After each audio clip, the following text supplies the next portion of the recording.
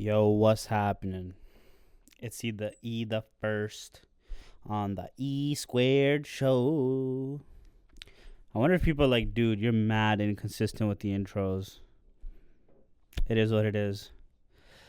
Yo, we got a very controversial episode this time. So I'm covering my face because this is the type of episode that people are going to lose their shit over.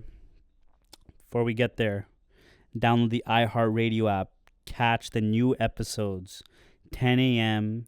and 2 p.m. on the Ruckus Avenue radio station live every day, Monday to Friday. Episodes that you just are not going to get on YouTube unless you subscribe to the Patreon. And on the Patreon, you will get the video episodes. And you'll get the video version of those episodes essentially. All the audio, got to check on the iHeartRadio app. A little piece of housekeeping. The fucking hoodies. Get them.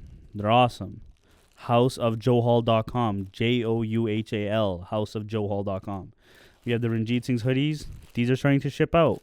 We have a very limited amount. So, if you want them, get them. So, as you can tell from the title, obviously, Sikh history is wrong. Sikh history is fake. What is this guy going to say today? Well, this is a bit of a hot topic, as they like to say in the industries. The type of shit that people are just like, yeah, we aren't going to stand for this blasphemy. He's doing blasphemy. You know, you're going to have Babu pulling up going like,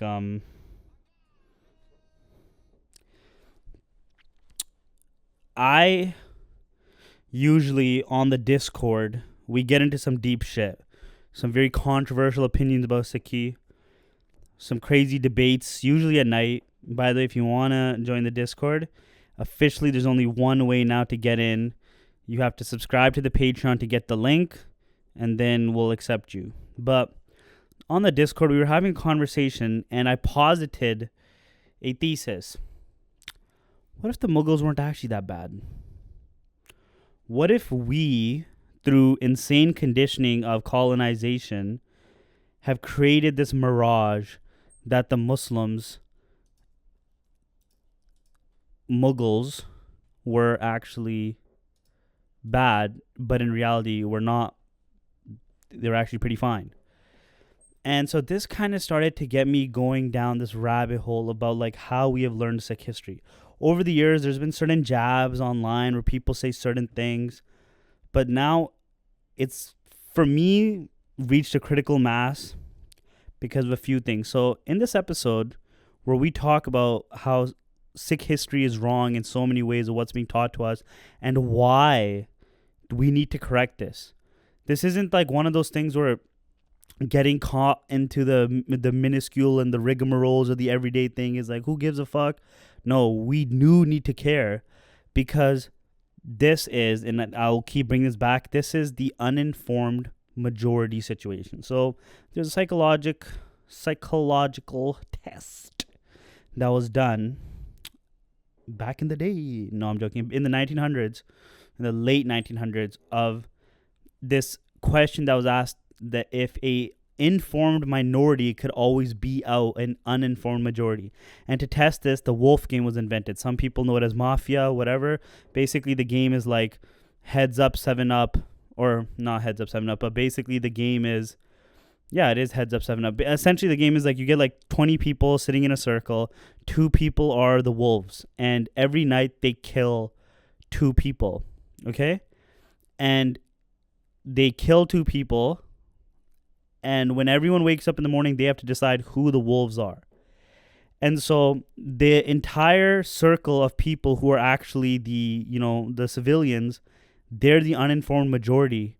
But the wolves, they know who each other are, and they can play the games. They know what information to use to deceive. And almost always, the wolves were never picked out. It's basically like Among Us. All right? And so this is a critical thing that you need to understand about whoever you are, your own history, because if your quote-unquote enemy knows your history better than you, they know what to teach you. They know how to direct you. They know how to control you. This is the Matrix, bro. It's another form of control. Morpheus. That's a little foreshadowing for something happening in the future. But this idea that the uninformed majority can basically always lose, even though they have the numbers, to such a small group, means that information is vital in how it is used. And so the number one example right here off the bat when we were doing the research for the colonization episode was the British understood the animosity that there was from certain groups against Mughal rule and used it against them to basically be like, you don't want the Mughals to ever come back. The Mughals treated you like shit. Like, why would you want the Mughals? And so there was like this hit job done on the Mughal rule retroactively that basically convinced us, even as Sikhs, that like, this was the worst thing ever. All right? And I'm not saying that British Mughal, let's go with the Mughals. Actually, I would say Ranjit Singh. I would rather have obviously had Ranjit Singh, hence the Ranjit Singh merch. Always the choice is Ranjit Singh in these arguments. Maharaja Ranjit Singh is choice number one, always and forever. But it's not that the Mughals were not so bad. Compared to the British, actually, the Mughals were completely fine for what they were. Okay? And we got to get into this a little bit because some people are losing their minds right now, right? First off, Sikh history is not black or white. Many of the gurus, basically all the gurus, had dealings with the different Mughal emperors. Some were positive, some were negative. You know, Akbar had some decent, relations. Aurangzeb had some negative ones. Obviously, he was very negative because Guru Tegh Bahadur ji was shaheed because of Aurangzeb. But even if you look at these situations, there's a nuance to them. And there has to be. If you can't study the nuance to these things, you're going to get lost in the sauce and then you become the uninformed majority. So let's take one example. The Battle of Chumkor. People love to shut these numbers like, oh, Guru Gobind Singh Ji fought against 1 million people, a million soldiers. First of all, for an army to mobilize that large, you're talking about what was happening in the rest of India that Aurangzeb had so much money that he can basically get 1 million soldiers together to go after the Guru. He was literally fighting the Maratha Empire at the same time. And so what? He just abandoned the front? Like, how does that make any sense? Like, if you don't understand the logistics of this tells your enemies or people who want to control you two things. These guys are idiots who don't understand logistics and numbers and how things actually work. And they start to embolden these fairy tales. And these fairy tales end up leading them down the rabbit hole of believing things. They get away from the real parts of Sikhi that are actual threats. The threat to the British or Western ideology, Western civilization, Western philosophical thought isn't that, oh, Baba Deep Singh fought without his head, or Guru Gobind Singh Ji. No, it's the fact that Guru Granth Sahib has so much dunga, depth, knowledge in it that you can extrapolate philosophy, psychology, science, ways of living, taking the average man and polishing him into a diamond. You want to know about the most secret conspiracy about reality? The most secret conspiracy about reality is this. There isn't an Illuminati. There isn't a secret group. There's this out in the open group of people called the Freemasons, who the reason why there's an American dollar bill with a pyramid on it is because they believe, this group, that they inherited the secret knowledge, the esoteric knowledge, the hermeticism and all this stuff from ancient Egypt. That the ancient Egyptians who built the pyramids and built all these amazing structures and sculptures and everything, that their information was then passed to the Greeks, who then passed it to the Romans, who then passed it into the Holy Roman Empire, the Germans or whatever, who passed it to the French, who then the Catholic Church got it, and then it ended up making its way to the British. That's why when you look at their imagery and you see bumblebees or pine cones or whatever, and you see this across cultures, across time, it's because they believe that they have this secret intelligence, secret knowledge that none of y'all have, which goes back into our theme of the uninformed majority is being controlled by an informed minority. The secrets they have aren't like, this is how you control the human brain. It's more like, this is how you make society work at a really high level. This is how you build. This is how architecture works well. This is how mankind's ego and these things play into them. All these things have been taught to us by our gurus. The gurus, through things like Chitrapakyan, through the Panch Jor, the 5 evils, through Dasam Granth, through Banis in the Guru Granth Sahib, through a lot of these canon materials, explain these things in depth and how you can rise above them and be above the play, the illusion, the maya of the world. But we're so stuck on this dumb shit that we're getting lost in the sauce. So let's look at Battle of Tumkur, and we don't even need, like, I'm not gonna research. Let's just use logic. Very simple. Let's just use logic to look at these things.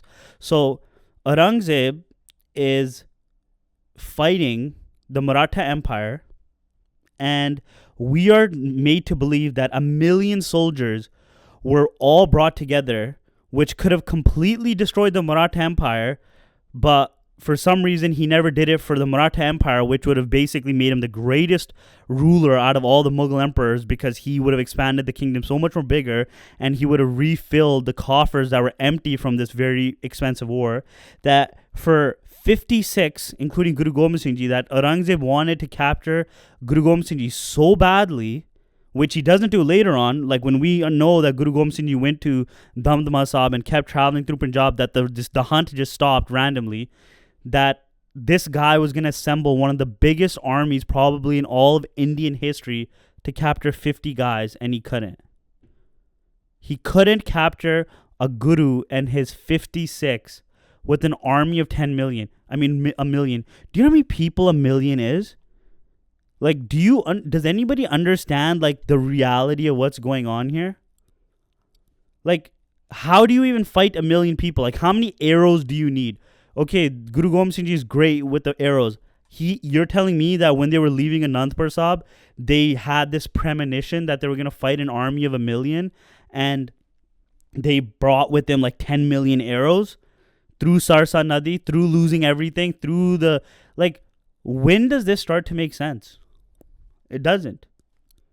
So you gotta, and if this is our history, no, we're not going to do this. Well, it's the point of the story is to show the overwhelming odds. And no, if you look at all Western canon history and anything that's realistic, they talk about real numbers. They could literally, there's a YouTube channel called Kings and Generals that can literally tell you how real battles took place. Here was the flank. This is where Alexander the Great's army was. He had these many people here. He had these many people throwing stones. This is how big his phalanx was. And you can understand truly how this man, who is still a myth today, actually conquered Persia and actually did these things. When you start to basically create fantasy, you're chalking up all of the Guru's great achievements as miracles. And what did the Gurus say about miracles? We do not believe in miracles. Why? Because certain religion doctrines only hold weight to their believers because they believe they were miracles. It's not that, oh, this person said this, because there's certain religions where their main leaders or main prophets never even said anything, wrote down anything. And they're basically attributing all these amazing miracles to this person instead, and that's why you should believe them. Wow, he did this miracle. Whereas we have something special, which is we don't need to care about the miracles. We have even something more special. We have the knowledge that they wanted us to have left behind in written form, untampered with, because it was in such recent history. And if you read it, it's amazing. Just everything about the Guru Granth Sahib in itself is amazing. The fact that it doesn't have only Sikhs could write it, only Gurus could write it. There's people from other religions and from both religions of that time. You know, there's Islamic writers and there's Hindu writers, which is a beautiful thing. But if you start creating this weird fake history that, again, you go into any academic circle. Look, if you take a Kathavachik off the stage who's telling people all this whack history and have them stand up to scrutiny in a Western academia sense, they're gonna be like, you guys are so far behind, fucking idiots. And you get completely dismissed and played off as a bunch of dummies. They won't take you seriously. You have nothing serious to say because you believe in fantasy. Yes, to some extent, the supernatural, all these things, they're real.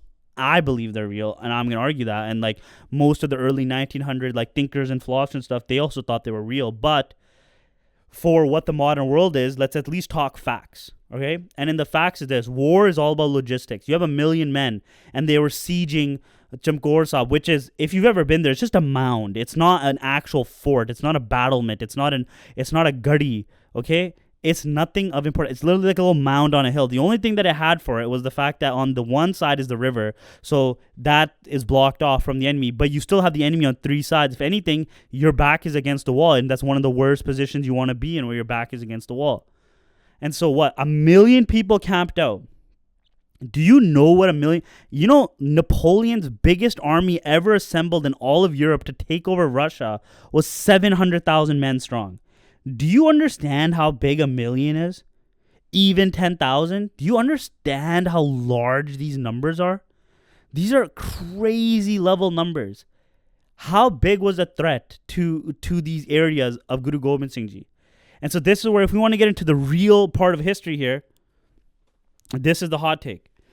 Guru Gobind Singh Ji, according to how the Muslims and the rulers and the wazirs, the governors of Punjab areas and stuff were viewing, they just viewed him as like, oh, these guys are like shit starters.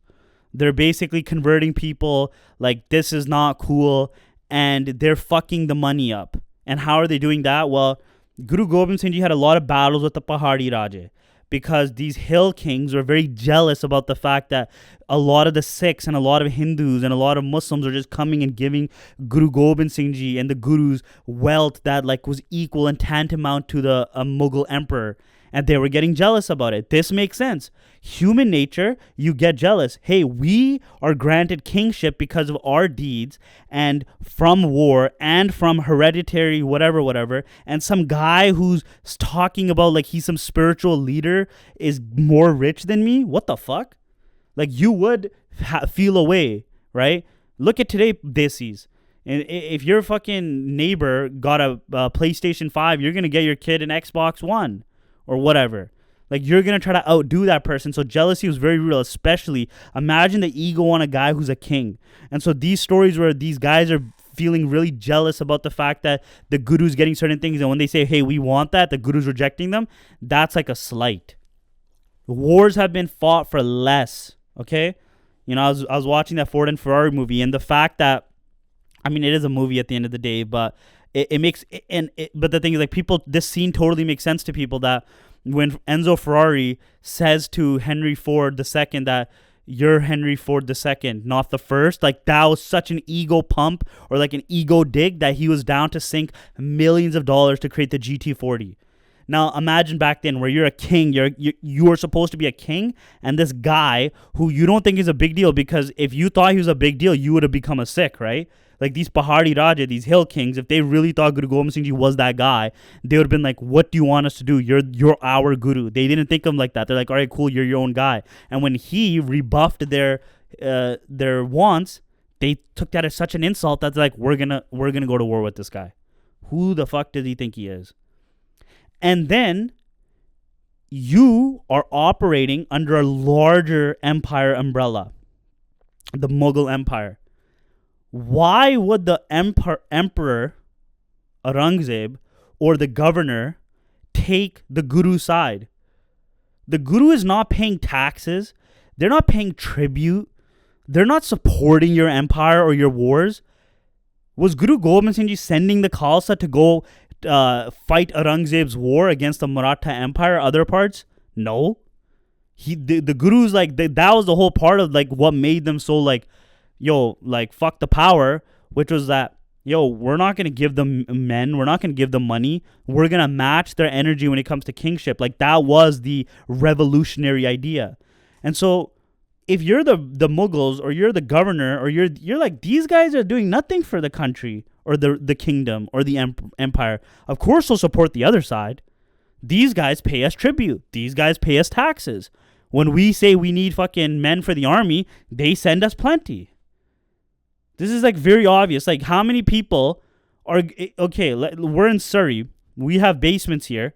How many people let a student who's trying to do better for himself, who has such a good deal, that they're like, oh yeah, we will give you this basement for free, versus a guy who's like, I'll pay for the basement. I will pay, and then you're like, I will do this thing for you. It's a transaction. The most of the world in the modern day works off transactions. So why would we think the fact that the Guru Gobind Singh is not willing to do any real transactions with the Mughal Empire or the Wazirs or these people, that they were like that that's the reason they're not getting supported, because like we're not down with you.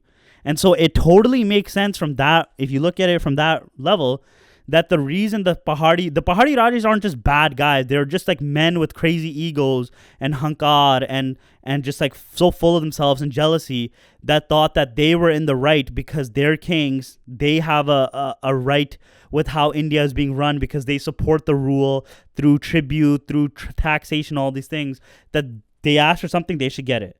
I'm not saying that's right. I'm not saying that they were in the right. But if you look at it very objectively, like let's play this out in a different way, right? Let's look at Sikh Empire. If Martyrdom and Deep Singh had a choice to support two kingdoms, one that has never helped him, has constantly mocked him, has had a line and showing of disobedience, versus the guy who's given you taxation, who's helped you win wars, who gives you tribute money, who are you going to help? Logic, please. Logic. Thank you. So it's kind of obvious why like some of these things happen, and if you frame it in that way, it's just realistic. So I would say that the Mughals were actually not as bad as you would make them out to believe. The British were much worse, because this is the one. Let's use agriculture for example, right? So when the British came to colonize India and they started really going ham, and they were like getting into the agriculture game, one thing that they did was, for example, they would go grow cash crops, opium, indigo, coffee, or tea. And these are the things that they wanted to grow because they could get them to grow here, because these farmers have experience growing things, and take them out of India and sell them elsewhere for insane profits. When the Mughals were getting things grown, first off, it was stuff that made sense to people to grow. They weren't just growing cash crops, and the profits would stay in India. Sure, they would go to elites, they would go to the governors, the ministers, and stuff like that. But the wealth at least stayed in India and then contributed to their reigns, right? Yeah, some of the stuff was really dumb. They spent it on dumb things, but also some of the art, some of the architecture, weapons, things like that, they did build those things as well. They put the money towards those things. So at least the money is staying on the continent. You do not understand how bad it was until you realize that when the British came to India, it was 25% of the world's GDP, and when they left, it was 2%. You know how effectively efficient that level of robbing is of a country? That's amazing. Props. And so the Mughals weren't going to just like push around everybody to the point where they're like meager and weak. They needed people to be productive. Like, you think, like, again, let's go to the basement example. Your guy has a basement, right? You're just pushing him, more rent. Oh, I don't care that there's no jobs right now. More rent. You think like that's gonna work better in the long run? You think that's gonna actually help your household survive through this rent money? Of course not. You're siphoning out all the resources from people that eventually are just gonna wither away. They just can't even provide it for you. So like, even if you look at the way the taxation worked, now this is a perfect example. The Mughal taxation was a little bit more lenient on the fact that they would estimate and guesstimate like how much, and if a crop messed up, they would maybe lower your tax a little bit here and there, and the zamindar would be employed to essentially like protect you but also get them a certain amount of taxes. The British had like a flat rate. It didn't matter if harvests got messed up, doesn't matter, you still owe us money. Oh, this thing's happened, we're gonna tax you more money. It was a complete system that was literally just get every single penny out of these guys. Just straight. Take it, leave. Take it and go. So that's just one example, obviously. Now let's talk about something like that's very, a little bit too spicy for me to get into. Let's look at like Guru Tegh Bahadur Ji Shahideen, that whole saga. So first of all, it's very clear that one of the gurus, after Guru Hargobind, Guru Har Rai, helped Dara Shikoh in a war against Aurangzeb. Okay? So Guru Har Rai gets involved in a war of succession. I could be getting this wrong. I will fully admit. Actually, let's confirm this. I don't want to be this wrong. So, what I believe happened was that Dara Shikoh was in a war after Shah Jahan and Aurangzeb. Dara Shikoh and Aurangzeb were brothers, and they were fighting. And did Guru Har Rai help Dara Shikoh against Aurangzeb? Yes, history records that Guru Har Rai Sahib Ji showed support to Dara Shikoh, the eldest son of Shah Jahan, in a struggle against Aurangzeb. Now, first off, that's a G'd out move because the Gurus were totally, they were playing the game of like leadership, to some extent. Like this is some like Machiavelli where like, always choose a side, never be a fence sitter. The Guru Har Rai took a side fully, and if we're going off like their Antarjami, they know everything. They obviously knew that Dara Shikoh was going to lose, but they decided that he was right no matter what, and they helped him even though they knew he was going to lose. So, apparently there's like some story that they helped him with like health or something, whatever, but it was clear that the guru at that time, Guru Har Rai, did support Dara Shikoh's claim. So he loses the claim, and now Aurangzeb, who is like mad fucked up, who imprisoned his own father, Shah Jahan, the guy who built the Taj Mahal, was like, all right, you gurus that helped this guy that was my brother that I killed and deposed for the throne, you have to answer for this. And so by the time things lined up, who's the guru? Guru Har Krishan, a young child, a boy, who I believe is 9 at the time. He is summoned to Delhi. On his way to Delhi, he dies from smallpox. And then the whole Baba Bakala thing happens, which I don't even want to get into that, like how realistic that whole story is. But they find Guru Tegh Bahadur. Guru Tegh Bahadur is the next guru, the 9th guru. Guru Gobind Singh Ji is also like whatever age at this time. And now, Guru Tegh Bahadur has to answer the summon that was meant for Guru Har Krishan. This so far makes sense, right? Guru Aurangzeb is like, somebody needs to answer for the fact that you were helping the ops, all right? And I will talk to you. Which also, now think about this. If Aurangzeb wanted Guru Tegh Bahadur dead, why didn't they just go arrest him? Clearly, Guru Tegh Bahadur went by his own volition to meet Aurangzeb. There was like a meeting that was going to happen. What does that say about his character? Guru Har Krishan is a kid. He got to walk freely on his way to Delhi. They didn't arrest him. We know what that looks like. When Banda Singh Bahadur was arrested, they chained that guy in like a thing because they thought he would do jadoo and escape. And he was on the back of an elephant and they paraded him through the city. They didn't view the Aurangzeb had enough tact to know that like, well, let's see how this goes. Okay? At the same time, now this is something I've heard of recently. I'm not sure how true this is, but like Guru Tegh Bahadur is basically like organizing a rebellion against Aurangzeb. Now, I don't know what the scale was, what kind it was, but in that rebellion, maybe you can tie in the whole Kashmiri Pandit story where these Kashmiri Pandits were like being forced to convert and they went and pleaded to Guru Tegh Bahadur. Now, a coincidence can occur where Guru Tegh Bahadur needs to go meet Aurangzeb, but also the Kashmiri Pandits came at the same time. So it could have been a situation where the Kashmiri Pandits knew that Guru Tegh Bahadur had a summon. They believed that he was the guru and had like some cachet to him that maybe he can talk on our behalf. Okay? Because also Guru Tegh Bahadur, Tegh means sword, Bahadur means warrior, brave warrior essentially. So he's the brave warrior of the sword. Because he had a different name before, but Guru Tegh Bahadur was like a renowned warrior in battle. So maybe there's that connection too. Like this guy's a warrior.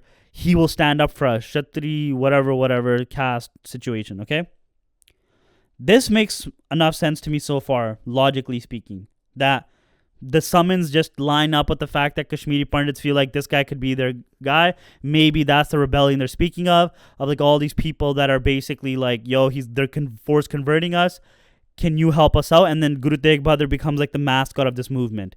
He's like their hero of like, he's going to talk to Aurangzeb.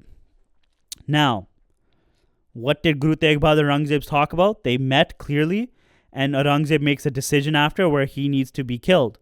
So something happened. What was the conversation? I don't know. I've heard all types of crazy shit.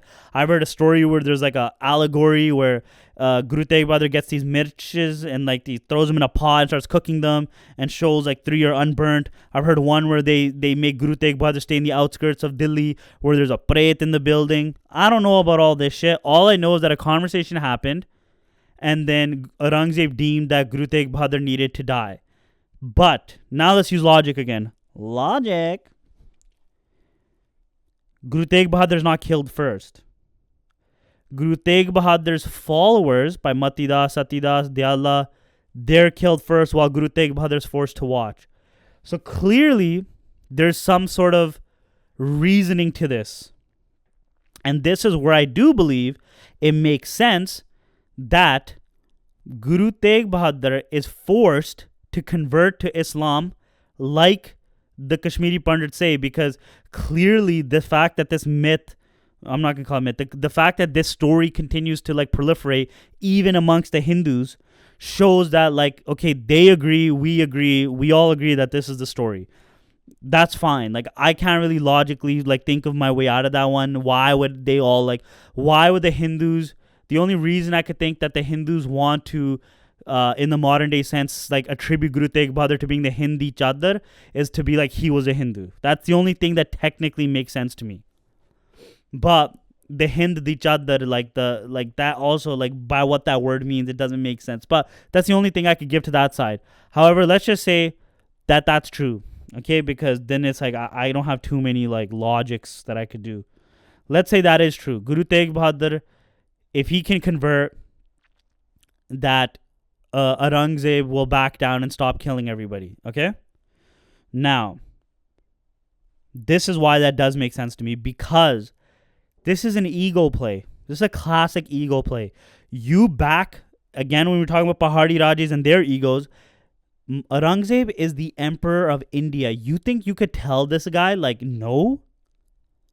Hell no, bro. So, Aurangzeb is thinking, I'll fucking get this guy to convert. This is easy. I'll scare him, scare tax, whatever, because you've pushed this guy into his corner against, you've pushed his back against a corner, or back against the wall. And it's not a mistake that he thinks that he can get shit done. Let's talk about a really interesting side quest story here. During the 1700s and the 1600s, piracy was a serious issue because of the whole privateer situation, where when the European powers were at war, these like proclamation certificates were given out to privateers, like private sailors, that they could like raid enemy ships and take all the plunder. Basically legal piracy, right? When that ended, a lot of these sailors were out of work. They were poor. They were like stranded in the Caribbean. They were stranded around Madagascar area. They're stranded in whatever part. And they had no work. They were disgruntled. And so they started to form these pirate crews and do privateering, but as pirates under no banner, under the black banner. And the king of the pirates, Monkey D. Luffy, no, I'm joking. The king of the pirates, Goldie Roger, no, I'm joking. Okay, no, for real this time. The king of the pirates, and Henry Every, right, which was like one of the most brutal pirates. He sailed along South Africa, around the Cape of Good Hope, around South Africa, towards Mecca, and one of Aurangzeb's treasure fleets was leaving Mecca. It had virgin brides, gold, and it had like this one ship called the Ganji something, whatever. It was a treasure fleet, and Henry Every teamed up with a few other pirates, and they raided these ships. They got the spoils of a lifetime. I think it was worth almost like $150 million today. That's how much they were able to get away with.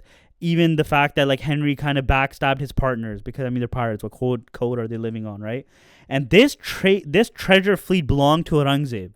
Okay, it was his like pilgrimage from Mecca situation or whatever, but he wasn't on it. But this fleet belonged to Aurangzeb. And Henry Every then escapes. You know, there's videos about it. It's really interesting. Like, he escaped, and it was so messed up what they did. Like, the way they were graping the women on board for days and weeks, and like women were like throwing themselves overboard to kill themselves, and men were just like slaughtered, and like all types of crazy shit was happening that was so wild that when they caught these men, a bunch of these men, and they were sending them to the gallows, they were crying like, we deserve to die. Like what we did was so horrible and messed up. Like just straight crazy stuff. And then Henry Ivory, with his part of the fortune, he dipped out and he escaped. But Aurangzeb, so Henry Ivory is a pirate. He's not flying under anyone's flag. Aurangzeb was so chapped and choked that this happened. He was so furious that this happened that he forced the British government and East India Trading Company, whatever, to do the first worldwide manhunt for Henry Avery. They put a bounty on his head for like £1,000 back then, which is like I think it's like close to $100,000 today or something, like for inflation and all that. Like that's the level of pull Aurangzeb had. Like think about it. Piracy was happening.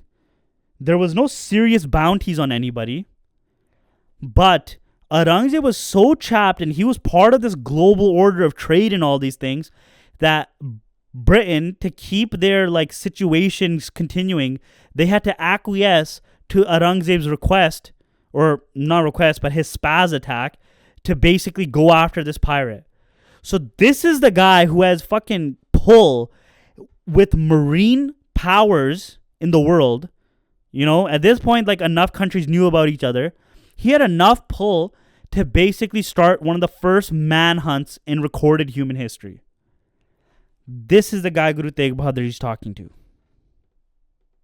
Think about that. So, Aurangzeb says to Guru Tegh Bahadur, convert. He says no. This guy probably had a vein popping of like, who does he think he is? The Maharaja or Emperor of India, is telling this guy to do something. You're nobody to me. I could have you killed right now. You're clearly a nobody. You're going to say no to me? We'll see about that.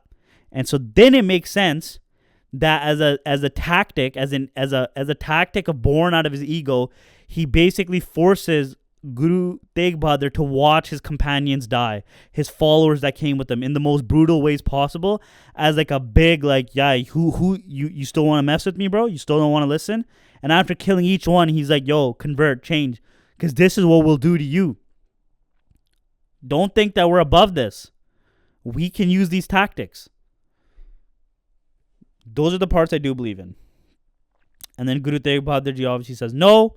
And then it ends with him being beheaded, which I do wonder is like, because he wasn't tortured to death. I wonder if there was like some level of like respect to essentially like behead him in a single stroke, to be like, okay, we're not going to go that ham and like saw you in half or boil you alive. Like, we understand, because maybe I wonder if it's because here's, you also got to understand this, right?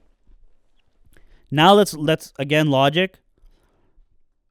Aurangzeb has enough understanding that Guru Har Rai aided Dara Shikoh in some way, right? It's debated about how he aided, but it's clear that there was some aid provided to Dara Shikoh that was enough of a cause of a beef between the house of the Guru and Aurangzeb. I'm so scared that I might say Guru Aurangzeb or something by chance. It's just like the words in my head, man, they like kind of trip me out. So there's enough animosity between the two groups that could happen.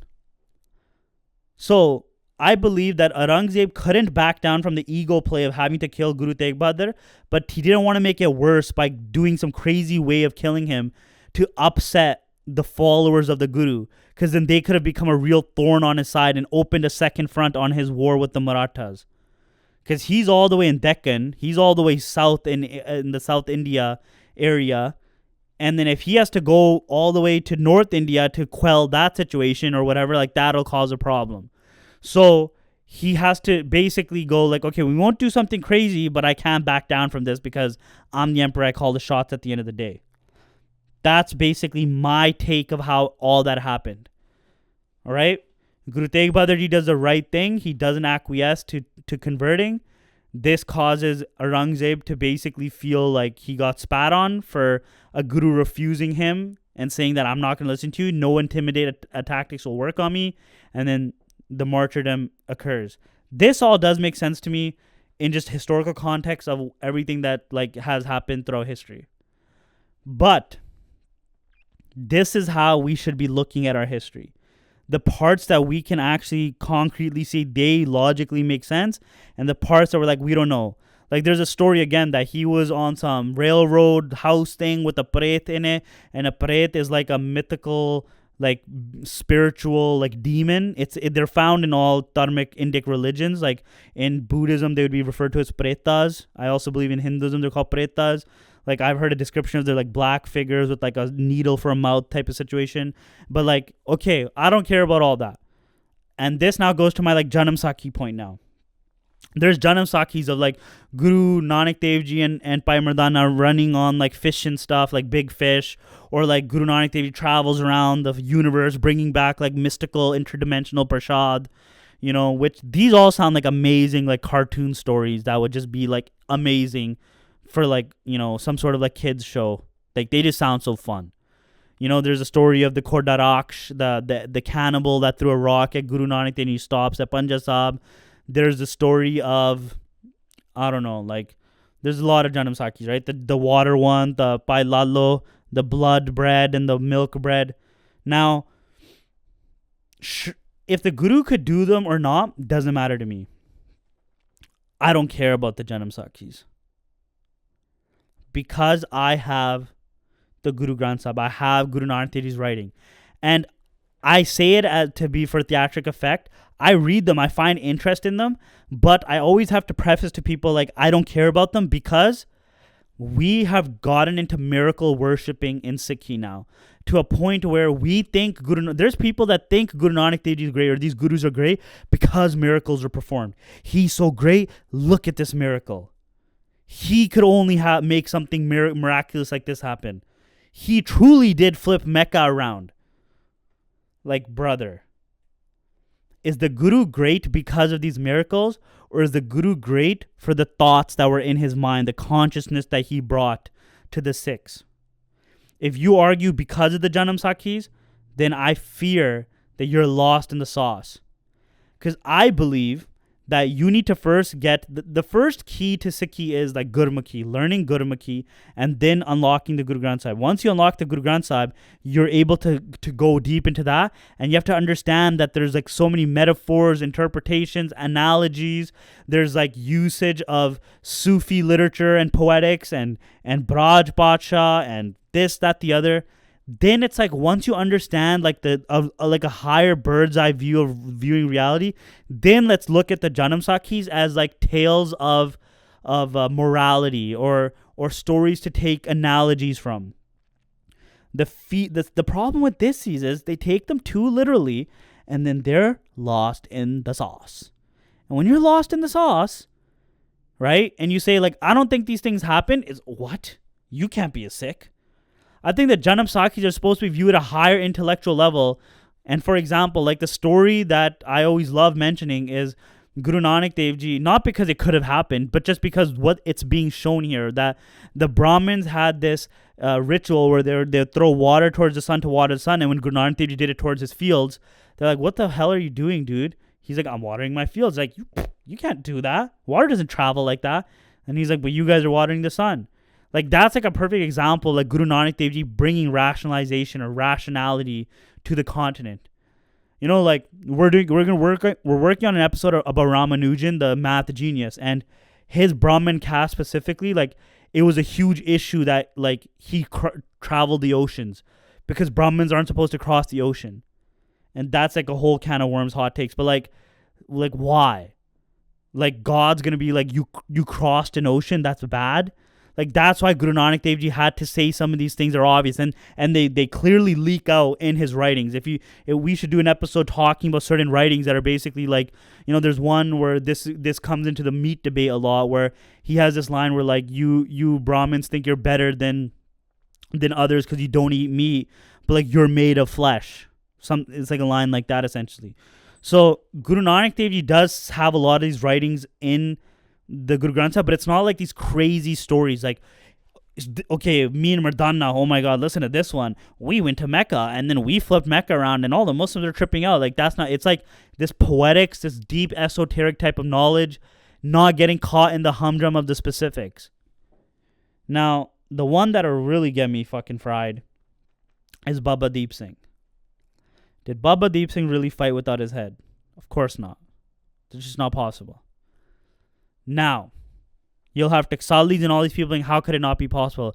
Guru Shakti, anything could happen. Well, then I would argue it to you. So are you saying that the Sikhs can use Riddhiya and Siddhiya and magic and miracles when they want to? Because that would be the argument, right? That like Baba Deep Singh could only do that because I would classify that as Riddhiya and Siddhiya. But the Gurus have clearly told us that Riddhiya and Siddhiya magic is against like Sikhi, black magic, white magic, just doing miracles, like all this is against Sikhi in general. And then I throw the wrench into this when I go, you do realize that in Persian poetry and literature and poetics, it is a common theme for great warriors to fight without their head. This is actually imagery that exists within this part of the world for many centuries before Baba Deep Singh's part happened. Well, what does that say now? That's a very uncomfortable conversation, isn't it? What that Islamic warriors are just as powerful as Sikh warriors when it comes to like using miracles on the battlefield? Or do we look at it, logic time, Baba Deep Singh was a great warrior, and what's special about him was he gave so much kamai to the Panth, to the Khalsa, that even in his old age when he should have been retiring, he walked from Damdama Sahib and went village to village and grabbed a meager force to free Harmandir Sahib, even though we all realize that battle of Amritsar, they don't free Harmandir Sahib. It was still under the occupation of the whoever, Abdali or whatever, after the fact.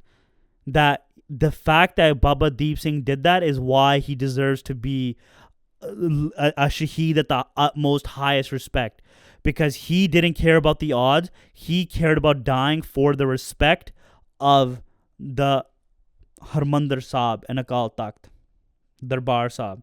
That is what's amazing.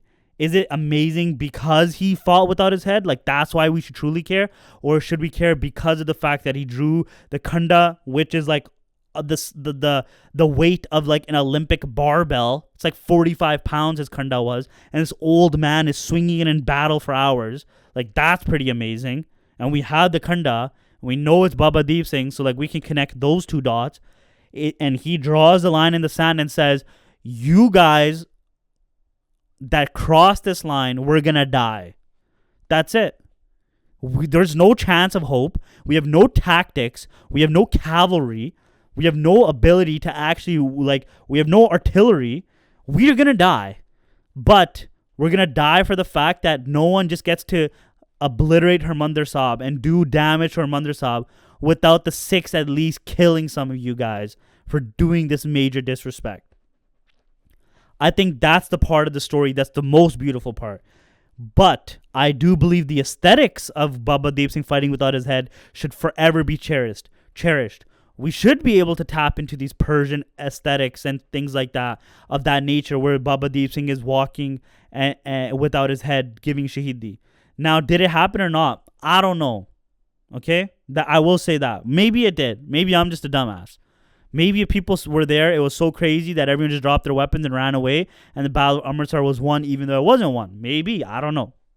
But is Baba Deep Singh amazing because he fought without his head? Or because of the fact that against all these odds, he was willing to put his head on the line? I think that makes more sense as like a poetic situation. And again, like that's the hardest pill to swallow here is the fact that you see reference to headless warriors, and not just like they're headless, like literally they're carrying their head in their hand. Like you can see, like, hold up, let me find you guys a picture. Okay, awesome. What are you describing? Warriors depicted carrying their own severed heads in their hands while still fighting or walking is indeed a motif that appears in Persian, Islamic, and Sufi influenced literature and art though with variation, is usually allegorical rather than literal, symbolizing martyrdom, spiritual transcendence, or the warrior saint who lives on after death. All things that truly do describe Baba Deep Singh, which also Shaheed is technically a Persian word. So, key context of this imagery appears. Number one, Shia Karbala traditions. In Shia devotional literature about Karbala, martyrs of Imam Hussein, especially Abbas ibn Ali and Hussein himself, are often described in exaggerated spiritual terms. Miniatures and mercias, elegiac poems, sometimes portray slain warriors as if they still walk, carrying their severed heads, symbolizing their undying spirit and defiance. This is tied to the idea of shahadat, martyrdom, being a gateway to eternal life. Does that sound similar? Well, that's an ugly pill to swallow if you're uncultured. 2, Sufi symbolism. Where was Sufi symbolism and Sufi things very prevalent? In Punjab, in India, Mian Mir, there's tons of examples in Sikh history. In Persian mystical poetry, especially with poets like Attar, Rumi, and later Sufi dervishes, the image of a man carrying his head in his hand became a metaphor for surrendering the ego. A dervish who walks with his head in his hand is one who has already accepted death and given himself to God, a fearless warrior of love. Persian and Indo-Islamic miniature paintings. Safavid and Mughal miniature paintings sometimes depict martyrs of Karbala or Sufi saints carrying heads as a visual allegory. The Mughal era also absorbed this imagery into poetic and artistic culture, where the head and hand motif was shorthand for absolute devotion and sacrifice. Wow, even the Mughals are doing it. I guess now that's even a big... So because in the back of my head, I just have this gnawing, is this guy a missionary? Is this guy a missionary? Well, he doesn't believe in tables and chairs in the Gurdwara, but he's saying this, what the hell? What the hell? What the hell? Later influence in India, the imagery entered Sikh, Rajput, and Islamic battle narratives in the subcontinent. Even in Sikh tradition, the phrase "Sir dije taram na chije," sorry, it was in English, "give your head, not your principles," resonates with the same idea. Warriors were idolized as walking to battle with their head already in their palm, meaning they had accepted death before combat.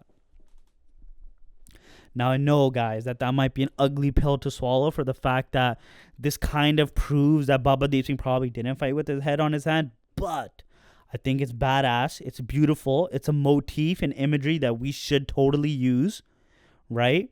And that you should be attributing it to more shaheeds that basically did that, because it's allegorical. But this is what I'm talking about all the way back in the beginning.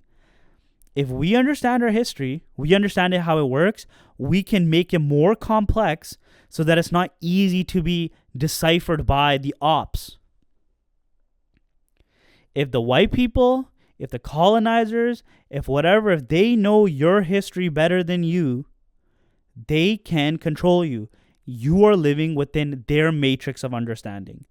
Now, these are all 3 examples that people will definitely come for me. But if you listen to it honestly and heed what I'm saying, learning Sikh history correctly, using sources, inferences, primary sources, secondary sources, logic, reasoning, deduction, rationalism. If you combine all the fucking infinity stones of academic nerdism to get to the bottom of these questions about what the real history is, we can have a realistic base of how to move forward. We're becoming too ritual and dogmatic, learning things that other people are saying to us for added effect and just going fully off into the wilderness with them. It could have been that certain kathavachiks, to make the stories sound more interesting, added a little bit of masala, and then the masala becomes part of the actual meal, and now it's regularly entrenched in your Shahi Paneer. Your Khalsa Katha Shahi Paneer. Okay? I think that this is something you see with how certain gospels might have been written, where they overly exaggerate the powers of certain prophets to make a point, to spread the gospels, to make people it's like an advertisement, this is the great whatever, and he's going to do this trick. We're not those people. We have the Guru Granth Sahib, and that's the thing that's given the most importance, because read that, learn that, and then you can start looking at these things. We should study Sikh history. Knowing how Sikhs behaved, how they lived, modern Sikhs, Paratan, old Sikhs, all types of Sikhs, is better for you to understand going into the future. How do we deal with AI? What's our basis? Like, if we can't even understand our own history, how are we going to get into the future? We're so cooked, bro. Like, there's going to be people thinking, like, yo, the Shaheeds are going to come raining down and they're going to bring 96 crore Singhs out of the earth and everyone's going to, like, what? Yo, how do we deal with the fact that AI is taking all our jobs as Sikhs? Where's the honest living now? How do you answer those questions if your whole history is mangled completely and the way you're interpreting the Guru Granth Sahib is mad mangled as well? These are questions that need correct answers. And the only way to do that now is to sift through the history and put these things into contextualization. There's certain people that have been doing this, but this needs to be adopted to the mainstream. Katha Vachiks cannot be allowed to have free license to just lie to the Sangat and make things up just for exaggerated effect. There doesn't need to be an exaggerated effect. The fact that in itself that Guru Gobind Singh Ji and 50 of his Sikhs at the Balacham Kaur were basically being harassed just because of dumb ego plays by Pahardi Raja, and the fact that he really was setting a new path going forward is amazing enough. Adding more numbers and adding more like hysteria and stuff like that Char Sahibzade movie, right? One of them, they show these battles that are basically like Hopping 300 and other famous movie battles because they just don't want to. It's just like people are going to believe those things to be real. Just like how I mentioned that Ford versus Ferrari thing. That conversation between Enzo and Henry Ford II probably never happened, but it does get a point across, you know? So the problem that we're seeing now that we have truly seen is that using added effect and hyperbole and masala on Katha and Sikh history is having a negative effect because people are caring more about the masala than the actual substance. If we're using it as allegory, like Baba Deep Singh Shahidi, about the fact that the symbolism of Baba Deep Singh is as pure the Shaheed as you can get, lived his life fighting for the Khalsa, lived his life doing seva for the Khalsa, wrote multiple beers, probably had one of the best lives of the Khalsa that you can see, did hella Barney and did the warrior thing. He deserves to be in that mantle of the Khalsa who put his head first and gave it to the divine. Did it happen literally? Probably not. But metaphorically and in the literary tradition of what was happening, I think it's beautiful. And it also shows that we do pull from other places, that we do pull from other sources of knowledge, literature, poetics, and etc., etc. We can't be so dogmatically one-laned. And this is the biggest problem that the British did to us is they're basically, instead of looking at the nuance of like, hey, you guys take certain things from the Islam, you guys take certain things from Hinduism, because those are the truth.